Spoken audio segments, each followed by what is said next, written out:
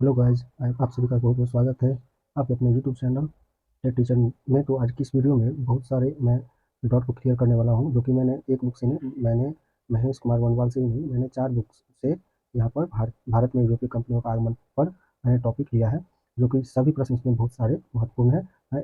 इसमें से कुछ भी बाहर नहीं हो पाएगा। जितने सारे क्वेश्चन हैं, प्रश्न बनेंगे, वो यहीं से होंगे, जो कि मैंने लूसेंट का सामान्य ज्ञान मैंने लिया है। और साथ में इसके साथ आधुनिक भारत का इतिहास से मैंने लिया है, जो यूरोपीय कंपनी का भारत में आगमन। साथ में मैंने यहाँ पे महेश कुमार बनवाल से सामान्य अध्ययन का जो ऑब्जेक्टिव प्रश्न है, यहाँ से मैंने लिया है।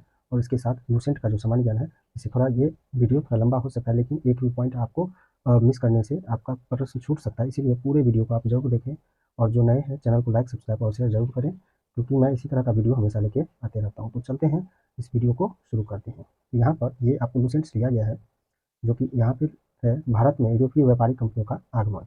सबसे पहले व्यापारिक कंपनी कौन सा आया था, यहाँ पे दिया गया है। 17 मई 1498 में वास्को डी गामा ने भारत में पश्चिमी घाट तट पर स्थित कालीकट बंदरगाह पहुंचकर भारत एवं यूरोप के बीच नए समुद्री मार्ग की खोज की। यहाँ पे वास्को डी गामा ने भारत के पश्चिमी तट पर 17 मई 1498 को आया। कहाँ? कालीकट बंदरगाह, कालीकट बंदरगाह पर पहुंचा और यूरोप के बीच नए समुद्री मार्ग की खोज की। इस यात्रा में वास्को डी गामा को गुजराती पथ प्रदर्शक अब्दुल मनीर ने सहयोग किया था। अब्दुल मनीर ने सहयोग किया था। 1505 ईस्वी में फ्रांसिस्को द अल्मेंडा भारत में प्रथम पुर्तगाली वायसराय बनकर आया था। भारत में सबसे पहला वायसराय कौन था? तो फ्रांसिस्को द अल्मेंडा। नेक्स्ट आगे 1509 ईस्वी में 1509 में अल्फांसो द अल्बुकर्क भारत में पुर्तगालियों का वायसराय बना। 1509 में अल्फांसो द अल्बुकर्क ने भारत में पुर्तगालियों का वायसराय बनाया। इसने 1510 में बीजापुर के यूसुफ आदिल शाह से गोवा जीत लिया। यूसुफ आदिल शाह से गोवा किसने जीता? तो 1509 में अल्फांसो द अल्बुकर्क भारत में वायसराय बना, जो कि 1510 में बीजापुर के यूसुफ आदिल शाह से गोवा को जीता। आगे है, पुर्तगालियों ने अपनी पहली व्यापारिक कोठी कोचीन में खोली। पहली व्यापारिक कोठी कहाँ खोला गया? कोचीन में। दक्षिणी पूर्वी तट पर पुर्तगालियों की एकमात्र बस्ती संथोमे थी। संथोमे थी। पुर्तगालियों के बाद भारत में डच लोग आए। पहला डच यात्री कार्नेलियन हाउटमैन 1596 में भारत के पूर्व सुमात्रा पहुंचा। भारत में पूर्व सुमात्रा पहुंचा कब? 1596 में। कार्नेलियन हाउटमैन डच यात्री था। आगे, बंगाल के शासक शाह शुजा ने सर्वप्रथम 1651 ईस्वी में अंग्रेजों को व्यापारिक छूट की अनुमति दी। इस अनुमति को निशान कहते हैं। जब व्यापारिक छूट यहाँ पे दिया गया बंगाल के शासक शाह शुजा के द्वारा 1651 में अंग्रेजों को व्यापारिक छूट की अनुमति दिया गया, उसको निशान कहा जाता है। 1698 ईस्वी में अंग्रेजी ईस्ट इंडिया कंपनी ने 3 गांव सुतानुती, कालीकट, गोविंदपुर की जमींदारी 1200 रुपये भुगतान कर प्राप्त की और यहाँ पर फोर्ट विलियम का निर्माण किया। यहाँ पे फोर्ट विलियम का निर्माण किया। चार्ल्स आयर फोर्ट विलियम के प्रथम प्रेसिडेंट हुए। यहाँ पे चार्ल्स आयर जो थे फोर्ट विलियम के प्रथम प्रेसिडेंट हुए। और 3 गांव कौन कौन? सुतानुती, कालीकट और गोविंदपुर की जमींदारी 1200 रुपये भुगतान कर प्राप्त किए। कालांतर में यही कोलकाता नगर कहलाया, जिसकी नींव जॉर्ज चारनॉक। कोलकाता का नींव किसने रखा था? जॉर्ज चारनॉक ने रखी थी। भारत में फ्रांसीसियों की प्रथम कोठी फ्रैंको कारो के द्वारा सूरत में 1668 में स्थापित की गई। प्रथम कोठी फ्रैंको कारो के द्वारा सूरत में 1668 ईस्वी में स्थापित की गई। 1674 ईस्वी में फ्रांसीसी कंपनी के निदेशक फ्रैंकियस मार्टिन ने वालीकोंडापुर के सूबेदार शेख खां लोदी से पुदुचेरी नामक एक गांव प्राप्त किया। 1764 में पुदुचेरी नामक एक गांव प्राप्त किया। कौन? तो फ्रैंकियस मार्टिन ने। कहाँ के? वालीकोंडापुर के सूबेदार शेर खां लोदी से, जो कालांतर में पांडिचेरी के नाम से जाना गया। प्रथम कर्नाटक युद्ध 1746 से 48 ईस्वी में ऑस्ट्रिया के उत्तराधिकारी युद्ध से प्रभावित था। 1748 ईस्वी में हुई एला सापल की संधि के द्वारा ऑस्ट्रिया का उत्तराधिकार युद्ध समाप्त हो गया। इसी संधि के तहत प्रथम कर्नाटक युद्ध समाप्त हुआ। आगे है दूसरा कर्नाटक युद्ध 1749 से 54 ईस्वी में। यहाँ पे पहला कर्नाटक युद्ध 1746 से 48 में और दूसरा कर्नाटक युद्ध 1749 से 1754 में तक हुआ था। इस युद्ध में फ्रांसीसी गवर्नर डुप्ले की हार हुई थी। दूसरा कर्नाटक युद्ध में फ्रांसीसी गवर्नर डुप्ले की हार हुई थी, उसे वापस बुला लिया गया और उसकी जगह पर गोडेहू को भारत में अगला फ्रांसीसी गवर्नर बनाया गया। पांडिचेरी की संधि 17 जनवरी 1755 के साथ युद्ध विराम हुआ। कर्नाटक का तीसरा युद्ध 1765 से 1763 ईस्वी तक के बीच हुआ, जो 1756 ईस्वी में शुरू हुए सप्तवर्षीय युद्ध का ही एक अंश था। पेरिस की संधि होने पर यह युद्ध समाप्त हुआ। 1760 ईस्वी में अंग्रेजी सेना ने सर आयरकूट के नेतृत्व में वांडीवास की लड़ाई में फ्रांसीसियों की बुरी तरह हराया। 1761 ईस्वी में अंग्रेजों ने पांडिचेरी को फ्रांसीसी से छीन लिया। अंग्रेजों ने 1761 में पांडिचेरी को फ्रांसीसी से छीना। 1763 में हुई पेरिस संधि के द्वारा अंग्रेजों ने चंद्रनगर को छोड़कर शेष अन्य प्रदेशों को लौटा दिया, जो 1749 ईस्वी तक फ्रांसीसी कब्जे में थे। ये प्रदेश भारत की आज़ादी तक फ्रांसीसियों के कब्जे में रहे। अब आगे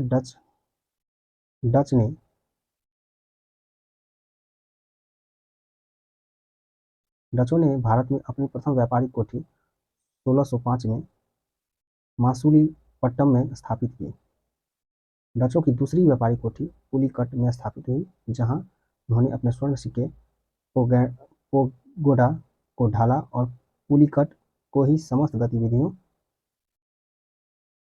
का केंद्र बनाया। डचों ने भारत में प्रथम बार औद्योगिक वेतनभोगी रखे।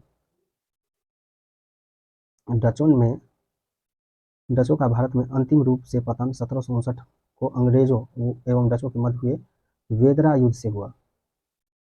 डचों का भारत में अंतिम जो था अंग्रेजों के साथ युद्ध हुआ था। डचों का युद्ध 1759 में हुआ था।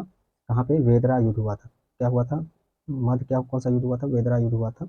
और यहाँ पे कुछ पॉइंट है, उसको मैं बाद में करवाऊंगा। यहाँ पे फिर आगे 31 दिसंबर 1600 ईस्वी को इंग्लैंड की रानी एलिजाबेथ प्रथम ने ईस्ट इंडिया कंपनी को अधिकार पत्र प्रदान किया। प्रारंभ में ईस्ट इंडिया कंपनी में 217 साझेदारी थे और पहला गवर्नर टॉमस स्मिथ था। पहला गवर्नर ईस्ट इंडिया कंपनी का पहला गवर्नर टॉमस स्मिथ था। आगे मुगल दरबार में जाने वाला प्रथम अंग्रेज कैप्टन हॉकिंस था। मुगल दरबार में जाने वाला प्रथम अंग्रेज कैप्टन हॉकिंस था, जो जेम्स प्रथम के राजदूत के रूप में अप्रैल 1609 में जहांगीर के दरबार में गया था। यहाँ जहांगीर के दरबार में कैप्टन हॉकिंस गया था। कैप्टन हॉकिंस जहांगीर के दरबार में गया था। और यहाँ पे नोट में है, भारत में आने वाला पहला अंग्रेजी जहाज रेड ड्रैगन था। क्वेश्चन यहाँ पे आता है, भारत में पहला अंग्रेजी जहाज कौन सा था, किस नाम का था? तो रेड ड्रैगन। उसके बाद 1600 ईस्वी में दक्षिण पूर्व समुद्र तट पर सर्वप्रथम अंग्रेजों ने मछलीपट्टनम में व्यापारिक कोठी की स्थापना की।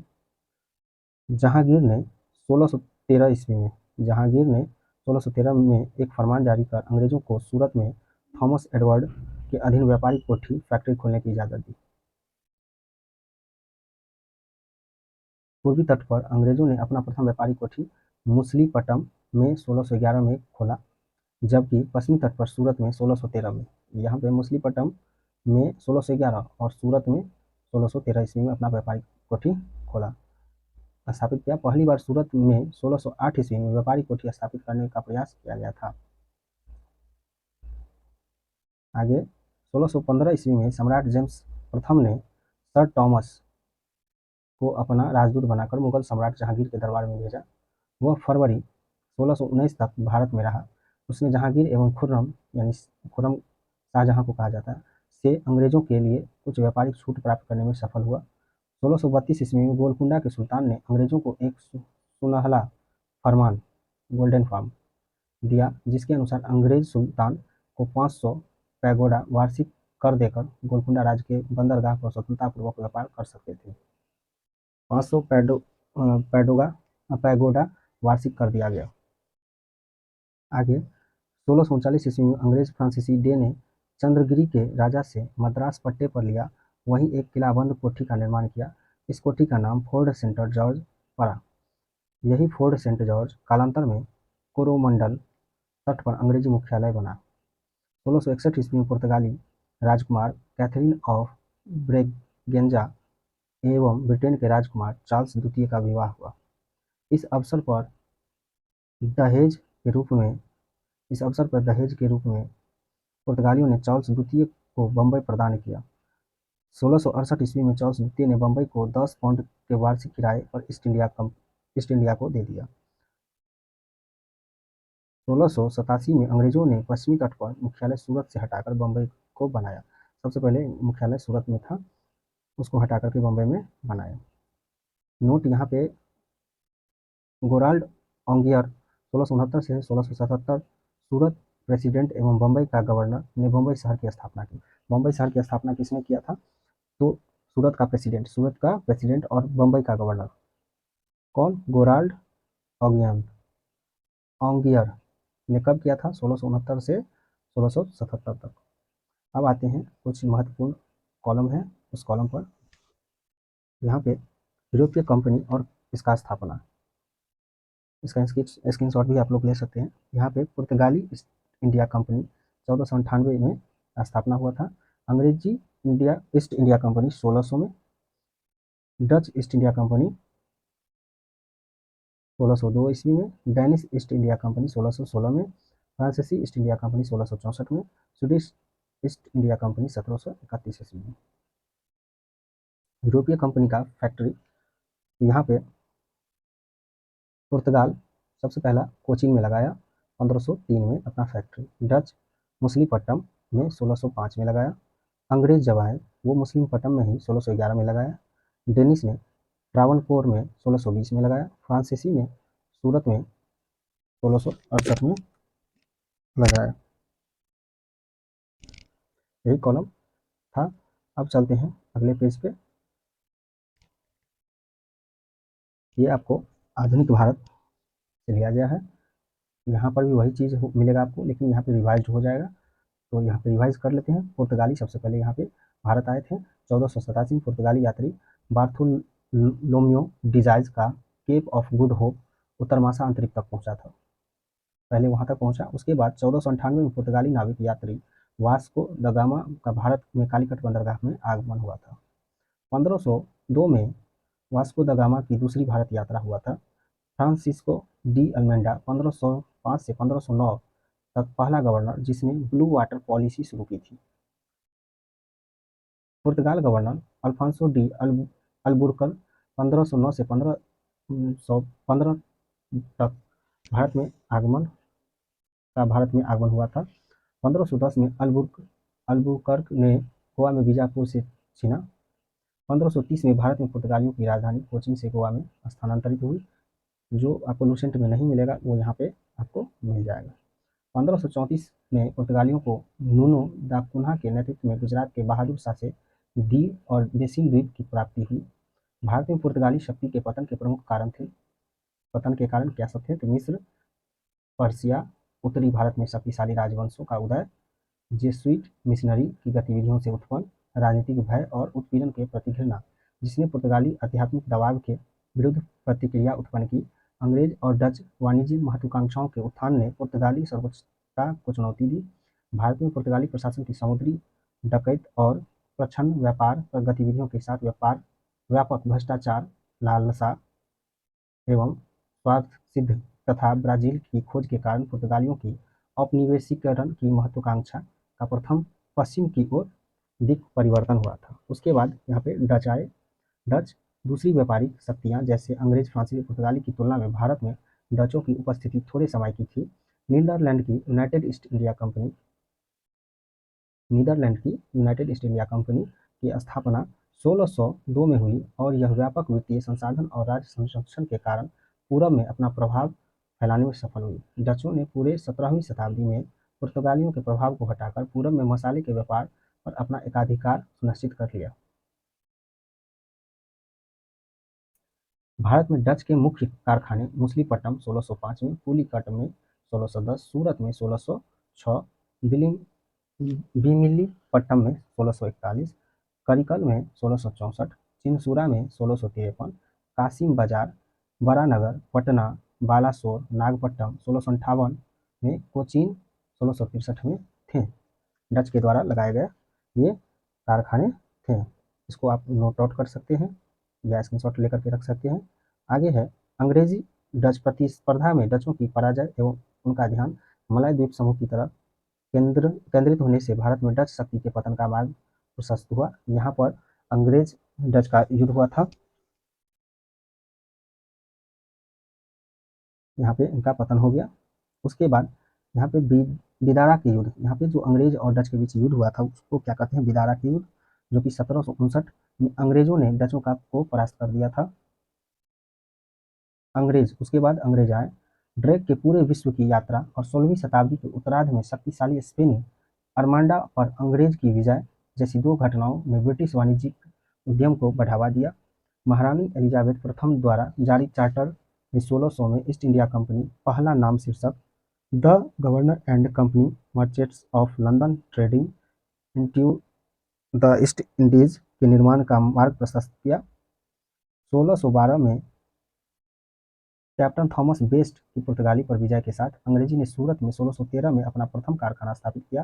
तत्पश्चात सर थॉमस रो ने आगरा, अहमदाबाद और भडोच में कारखाने स्थापित करने की अनुमति मुगल सम्राट जहांगीर से प्राप्त कर लिया। थॉमस बेस्ट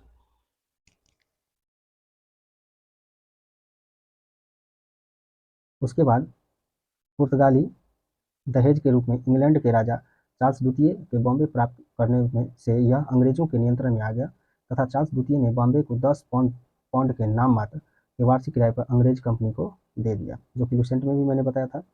और यहाँ पर उसके बाद है पूर्व तट पर अंग्रेजों के मुख्यालय के तौर पर मुसलीपट्टनम को फोर्ट सेंट जॉर्ज सहित मद्रास में प्रतिस्थापित कर दिया गया, जब मद्रास को चंद्रगिरी के प्रमुख ने 1639 में अंग्रेजों को सौंपा। कलकत्ता शहर का जन्म बंगाल के मुगल गवर्नर से प्राप्त 3 गांव सुल्तानती, गोविंदपुर और कलकत्ता के विकास से हुआ। किलेबंद बसावट का नाम फोर्ट विलियम 1700 में रखा गया और यह 1911 तक भारत में ब्रिटिश शक्ति का स्थान बना रहा। 1717 में मुगल बादशाह फारूक सियर द्वारा जारी फरमान ने बंगाल, गुजरात और हैदराबाद में कंपनी के लिए महत्वपूर्ण विशेषाधिकार सुनिश्चित किए। उसके बाद फ्रांसीसी आए। फ्रांसीसी में लुई 14वें के योग्य मंत्री कोवर्ड ने 1664 में फ्रांसीसी ईस्ट इंडिया कंपनी कंपेंगने डेस इंडेस ओरिएंटेडस की नींव रखी। आगे फ्रांसीसियों ने पांडिचेरी को अपने मुख्यालय के तौर पर विकसित किया। जिसकी अनुमति फ्रैंकोस मार्टिन, मुसलीपट्टनम कारखाने के निदेशक, वो कोवली कोंडापुरम के गवर्नर शेर खान लोदी द्वारा 1773 में प्रदान की गई। यद्यपि फ्रांसीसी को डचों एवं अंग्रेजों के विपरीत समस्याओं का सामना करना पड़ा, उनको कंपनी को 1720 में परपेचुअल कंपनी ऑफ इंडिया के तौर पर स्वीकार कर लिया गया। आगे लिनो और ड्यूमा ने भारत में 1720 से 1742 के बीच फ्रांसीसी शक्ति को सुदृढ़ किया और बंगाल, कोरोमंडल एवं मालाबार तट में अन्य कारखाने स्थापित किए गए। सर्वोच्चता के लिए आलंग फ्रांसीसी संघर्ष, अपने अपने वाणिज्य हितों के संरक्षण और विस्तार की आवश्यकता ने भारत में अंग्रेज एवं फ्रांसीसी कंपनियों के लिए सर्वोच्चता की लड़ाई लड़ने का मार्ग प्रशस्त किया। कर्नाटक एवं यूरोप में राजनीतिक घटनाओं में उन्हें अपने दावे करने का बहाना प्रदान किया, जिसके परिणाम स्वरूप 3 कर्नाटक युद्ध लड़े गए। 1740 में शुरू हुआ पहला कर्नाटक युद्ध यूरोप में आलंग फ्रांसीसी शत्रुता का विस्तार था और इसकी समाप्ति 1748 की एक्साला सापेल की संधि से हुई। दूसरा कर्नाटक युद्ध 1749 से 1754 तक हुआ। यहाँ पर भी प्रथम कर्नाटक युद्ध की भांति अनिर्णित रहा, लेकिन इसने अंग्रेज के मुकाबले दक्षिण भारत में फ्रांसीसी स्थिति को कमजोर किया। तीसरा कर्नाटक युद्ध 1758 से 1763 के बीच हुआ, 1763 तक हुआ वांडीवास के युद्ध 1760 से 61 के लिए जाना जाता है। यूरोप में संघर्ष की एक गूंज थी। इसने भारत में फ्रांसीसियों के राजनीतिक भविष्य पर रोक लगा दी और अंग्रेजों को दक्षिण भारत का स्वामी बना दिया। फ्रांसीसी का जो असफलता का जो कारण था, पहला कारण फ्रांस के सम्राट की असंगठित नीति, दूसरा फ्रांसीसियों के लिए वाणिज्यिक प्रेरणा का अभाव तथा तीसरा अंग्रेजी सरकार का मजबूत समर्थन और उनका बेहतरीन वाणिज्यिक आधार। इस कारण से फ्रांसीसी असफलता हुआ। अब चलते हैं, ऑब्जेक्टिव क्वेश्चन है यहाँ पे जो कि महेश कुमार बर्णवाल से लिया गया है। तो सबसे पहले वास्को डी गामा कालीकट बंदरगाह पर किस वर्ष पहुंचा। अब हम प्रैक्टिस करने वाले हैं। जो मुख्य बिंदु आपको मैंने बता दिया। अब यहाँ पे प्रैक्टिस शुरू होता है। तो पहला यहाँ पे वास्को डी गामा कालीकट बंदरगाह पर किस वर्ष पहुंचा था। तो यहाँ पे इसका आंसर होगा 1498 ईस्वी में पहुंचा था। लंदन में ब्रिटिश ईस्ट इंडिया कंपनी के गठन के समय भारत का मुगल बादशाह कौन था। लंदन में ब्रिटिश इंडिया कंपनी के गठन के समय भारत का मुगल बादशाह कौन था। अकबर। भारत में पुर्तगाली सत्ता का वास्तविक संस्थापक किसे माना जाता है। फिर से पढ़ लेते हैं। भारत में पुर्तगाली सत्ता का वास्तविक संस्थापक किसे माना जाता है। इसका आंसर आ जाएगा अल्बुकर्क। अगला क्वेश्चन है, उस फ्रांसीसी सेनापति का नाम बताइए जो वर्ष 1760 के वांडीवास को युद्ध में पराजित हुआ। वांडीवास के युद्ध में पराजित हुआ था। तो इसका आंसर होगा कॉन्ट लाली। कौन सा अंग्रेज अधिकारी 1615 ईस्वी में जहांगीर से मिलकर मुगल साम्राज्य के सभी भागों में व्यापार करने और फैक्ट्री खोलने का अधिकार और शहरी फरमान जारी करने में सफल रहा। तो इसका आंसर हो जाएगा sir Thomas Roe. Sir Thomas Roe ने ही जहांगीर से मिलकर मुगल साम्राज्य के सभी भागों में व्यापार करने और फैक्ट्री खोलने का अधिकार लिया था। अगला क्वेश्चन है, ईस्ट इंडिया कंपनी का आरंभिक नारा क्या था। ईस्ट इंडिया कंपनी का आरंभिक नारा भूभाग नहीं व्यापार, भूभाग नहीं व्यापार था। नेक्स्ट क्वेश्चन है, मुगल दरबार में सन 1717 में भेजे गए अंग्रेज दूत मंडल का प्रमुख कौन था जिसने मुगल सम्राट फर्रुख सियर से शाही फरमान प्राप्त किया था। तो इसका आंसर होगा सर जॉन शरमैन। जॉन शरमैन के द्वारा हुआ था। नेक्स्ट क्वेश्चन चलते हैं। 8 नंबर क्वेश्चन है, विलियम हॉकिंस किसके शासनकाल में मुगलों के पत्तनों पर व्यवसाय का अधिकार प्राप्त करने के लिए मुगल दरबार आए थे। विलियम हॉकिंस यहाँ पर जहांगीर के दरबार में आए थे। अगला क्वेश्चन है, निम्नलिखित में से किसे भारत में फ्रांसीसी कंपनियों का संस्थापक माना जाता है। भारत में फ्रांसीसी कंपनी का संस्थापक किसे माना जाता है। इसका आंसर हो जाएगा कालवर्ट। अगला क्वेश्चन है, निम्नलिखित में से प्रथम कर्नाटक युद्ध का कौन सा तत्कालिक कारण था। कर्नाटक युद्ध का तत्कालीन कारक यहाँ पर अंग्रेजों द्वारा फ्रांसीसी जहाज़ों का अधिग्रहण कर लिया गया था, जिसे कर्नाटक युद्ध का तत्कालीन कारण कहा जाता है।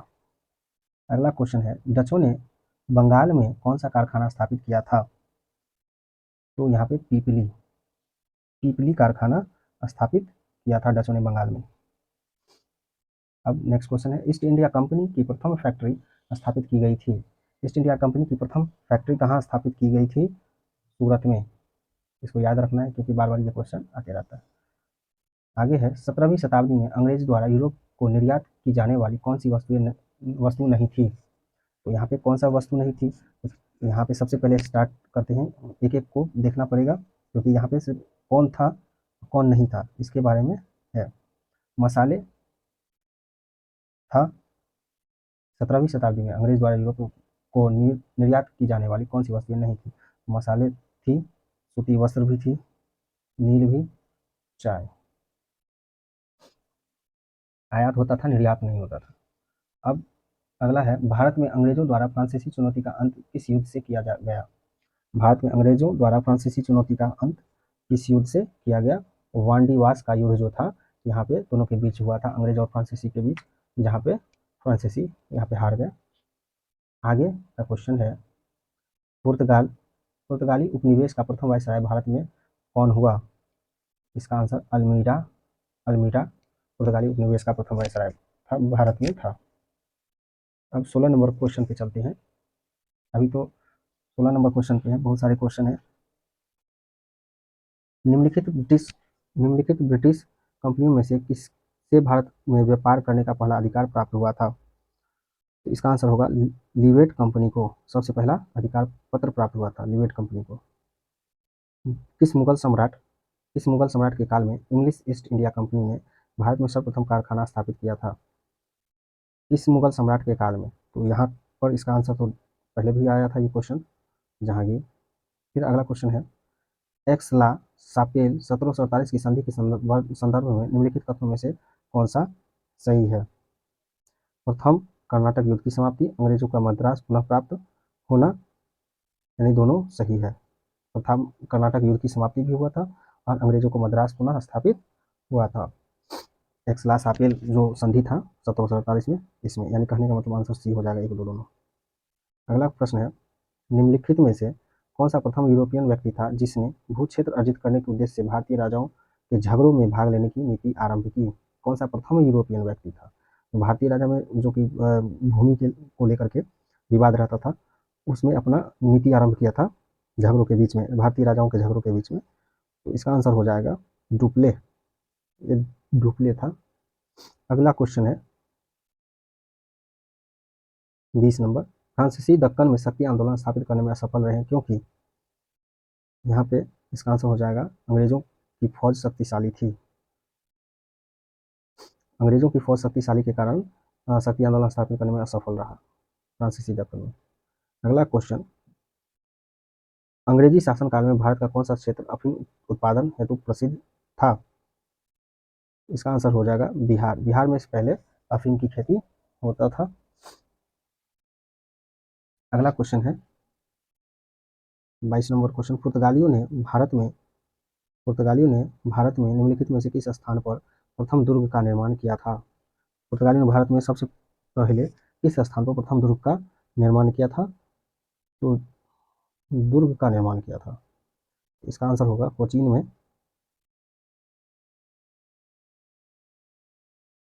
कोचीन में किया था।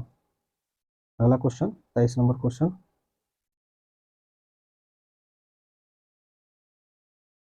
निम्नलिखित रूपीय शक्ति में भारतीय व्यापार में समय समय पर प्रवेश किया? सबसे पहले कौन आया था? यहाँ पे पुर्तगाली, ये पहले आया था। उसके बाद दूसरा आया था आपको डच, दूसरा नंबर पे डच आया था। उसके बाद आए थे अंग्रेज, और तीसरा नंबर पे अंग्रेज, और चौथा नंबर पे आया था आपको फ्रांसीसी। सबसे लास्ट में फ्रांसीसी यहाँ पे आया था। इसका मतलब 4 4 2 1 3, 4 2 1 3, 4 2 1 3, ये सही है। पहले पुर्तगाल, उसके बाद डच, उसके बाद अंग्रेज, लास्ट में फ्रांसीसी भारत में व्यापारिक समय समय पर करने के लिए आया था। फिर आगे चलते हैं 24 नंबर क्वेश्चन, भारतवर्ष में ब्रिटिश साम्राज्य का संस्थापक कौन था? भारतवर्ष में ब्रिटिश साम्राज्य का संस्थापक कौन था? Lord Robert Clive. साम्राज्य का संस्थापक, ब्रिटिश साम्राज्य का संस्थापक कौन था? Lord Robert Clive. 25 नंबर है प्रश्न, पलासी का मैदान कहाँ स्थित है? पलासी का मैदान कहाँ स्थित है? तो इसका आंसर हो जाएगा पश्चिम बंगाल में। पलासी का मैदान कहाँ स्थित है? पश्चिम बंगाल में। फिर आगे क्वेश्चन है, पलासी का युद्ध लड़ा गया था कब? पलासी का युद्ध 1757 ईस्वी में लड़ा गया था। 1757 ईस्वी में लड़ा गया था। कहाँ पे? ये पश्चिम बंगाल में था। सबसे अधिक सबसे अधिक एक मिनट सबसे अधिक सबसे अधिक निर्णायक युद्ध जिसने अंग्रेजों के भारत में प्रभुत्व के संस्थापित किया गया था, वो था बक्सर का युद्ध। सबसे अधिक निर्णायक युद्ध जिसने अंग्रेजों के भारत में प्रभुत्व को संस्थापित किया था। आगे नेक्स्ट क्वेश्चन है, बक्सर के युद्ध के समय दिल्ली का शासक कौन था? बक्सर का जब युद्ध हुआ था उस समय में दिल्ली का शासक कौन था? इसका आंसर हो जाएगा शाह आलम द्वितीय। शाह आलम द्वितीय शाह आलम द्वितीय बक्सर के युद्ध के समय में दिल्ली का शासक था।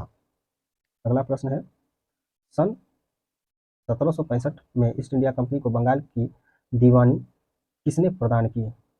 1765 ईस्वी में ईस्ट इंडिया कंपनी को बंगाल की दीवानी किसने प्रदान की? इसका आंसर होगा मुगल सम्राट ने। मुगल सम्राट ने बंगाल की दीवानी प्रदान की ईस्ट इंडिया कंपनी को 1765 में किया था। अगला प्रश्न है 30 नंबर। किस गवर्नर ने कार्यकाल में ईस्ट इंडिया कंपनी को शाह आलम द्वारा बंगाल, बिहार तथा उड़ीसा में दीवानी अधिकार दिए गए? इसका आंसर होगा लॉर्ड क्लाइव। लॉर्ड क्लाइव जो गवर्नर थे, उसी के कार्यकाल में ईस्ट इंडिया कंपनी को शाह आलम द्वारा बंगाल, बिहार और उड़ीसा में दीवानी अधिकार दिए गए। सम्राट शाह आलम द्वितीय ने ईस्ट इंडिया कंपनी को बंगाल, बिहार तथा उड़ीसा की दीवानी प्रदान की थी 12 अगस्त 1765 को। सम्राट शाह आलम द्वितीय ने ईस्ट इंडिया कंपनी को बंगाल, बिहार तथा उड़ीसा की दीवानी प्रदान की थी 12 अगस्त 1765 को। ये यहाँ पर 31 क्वेश्चन हो गया। अब यहाँ पे 32वां क्वेश्चन पे चलते हैं। निम्नलिखित में से किस अंग्रेज अधिकारी ने पुर्तगालियों को स्वाली नामक स्थान पर हराया था? इसका आंसर हो जाएगा आपको थॉमस वेस्ट। थॉमस वेस्ट अंग्रेजी अधिकारी ने पुर्तगालियों को स्वाली नामक स्थान पर हराया था। फिर अगला प्रश्न है 18वें शतक में भारत में लड़े गए युद्धों का निम्नलिखित में से सही कालानुक्रम कौन सा है? यहाँ पे आपको सही जो कालानुक्रम है यहाँ पे आपको चूज करना है। यहाँ पे 18वें शतक में तो सबसे पहले यहाँ पे युद्ध हुआ था अंबूर का। पहला नंबर पे अंबूर का यहाँ पे अंबूर, हाँ ये अंबूर युद्ध, प्लासी युद्ध ही, हाँ सही है, युद्ध बक्सर, ठीक है, ये आंसर इसका हो जाएगा बी। अगला प्रश्न है निम्नलिखित अंग्रेजों में से किसे जहांगीर ने खान की उपाधि से सम्मानित किया था? खान की उपाधि से जहांगीर ने किसे सम्मानित किया था? तो इसका आंसर हो जाएगा हॉकिंस को। हॉकिंस को अंग्रेजों में से जहांगीर ने खान की उपाधि दिया था। बेदरा का युद्ध किनके मध्य हुआ था? बेदरा अंग्रेज डच के मध्य ये युद्ध हुआ था। उसके बाद निम्नलिखित में से कौन नीला जल योजना, ब्लू वाटर नीति से संबंधित है? तो इसका जो होगा वो आपको डी अल्मोड़ा के द्वारा ये ब्लू वाटर नीति योजना लाया गया था। उसके बाद अगला प्रश्न है कलकत्ता शहर की स्थापना किसने की थी? कलकत्ता शहर की स्थापना जॉर्ज चार्नोक के द्वारा किया गया था। फिर अगला प्रश्न है 18वीं शताब्दी के मध्य इंग्लिश ईस्ट इंडिया कंपनी के द्वारा बंगाल से निर्यात प्रमुख पण्य पदार्थ स्टेपल कमोडिटीज क्या थे? यानी बंगाल के से निर्यात प्रमुख पण्य पदार्थ, तो यहाँ पे इसका आंसर होगा कपास, रेशम, सोना और अफीम। अब अगला प्रश्न यहाँ पे आता है जो कि भारत में इंग्लैंड का कौन सा दूत जहांगीर के पीछे अजमेर से माडू आया? जहांगीर के पीछे अजमेर से माडू आया यहाँ पे टॉमस रो यहाँ पे अजमेर से माडू आया था। फिर आते हैं अगले प्रश्न पे जो कि 40 नंबर का प्रश्न है। यहाँ पे एक प्रश्न है ईस्ट इंडिया कंपनी के किस अंग्रेज गवर्नर को औरंगजेब द्वारा भारत से निष्कासित किया गया? भारत से यहाँ पे चाइल्ड को, यानी सर जॉन चाइल्ड, यहाँ से याद रखना है, चाइल्ड को औरंगजेब के द्वारा भारत से निष्कासित किया गया था। फिर अगला प्रश्न आपका है 40 नंबर। किस पुर्तगाली गवर्नर ने भारतीय महिला से विवाह की नीति अपनाई? भारत की महिला से विवाह की नीति किस पुर्तगाली गवर्नर ने नीति अपनाई थी? तो अल्बुकर्क के द्वारा यह नीति अपनाई गई थी। अगला प्रश्न 42 नंबर। भारत में गोथिक स्थापत्य कला की स्थापना का श्रेय किसे जाता है? गोथिक सत्यापन कला की स्थापना का श्रेय यहाँ पे इसका 1 मिनट, हाँ इसका आंसर हो जाएगा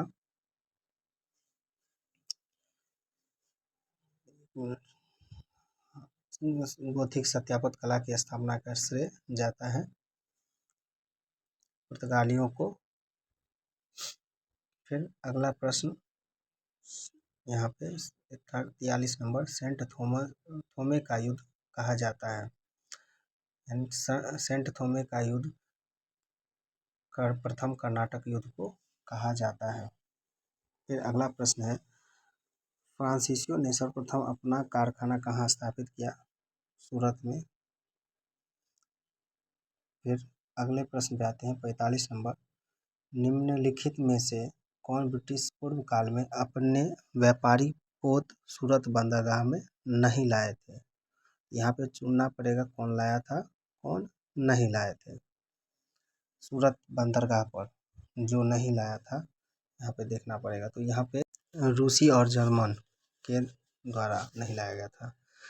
आगे मिलान करने का है। यहाँ पे सूची 1 को सूची 2 से सुमेलित कीजिए, नीचे दिए कूट में सही उत्तर चुने। यहाँ पे Vasco da Gama Columbus captain James cook है। तो वास्को डिगामा पुर्तगाल से, कोलंबस स्पेन से, कैप्टन जेम्स कुक ब्रिटेन से, तस्मान हॉलैंड से आए हुए थे।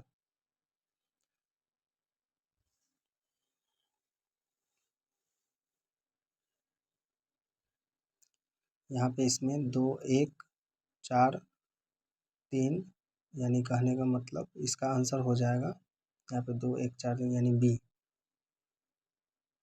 अब आते हैं अगला प्रश्न 47 नंबर, इलाहाबाद की संधि के बाद रॉबर्ट क्लाइव ने मुर्शिदाबाद का उपदीवान किसे बनाया? यहाँ पे इसका दीवान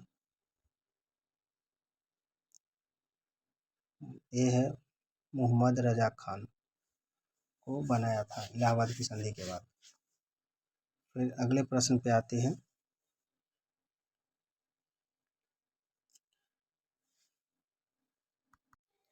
आगे का प्रश्न यूरोपीय का आगमन से लिया गया है, जो कि ये लूसेंट का ऑब्जेक्टिव है, जिसमें 94 प्रश्न हैं, जिसका मैं पार्ट 2 लेकर के ऑब्जेक्टिव प्रैक्टिस सेट लेकर के आऊँगा। तो फिर अगले वीडियो के लिए इंतज़ार करें, वो आपको कल आपको मिल जाएगा। चलते हैं, अगले वीडियो के साथ आऊँगा, तब तक के लिए जय हिंद।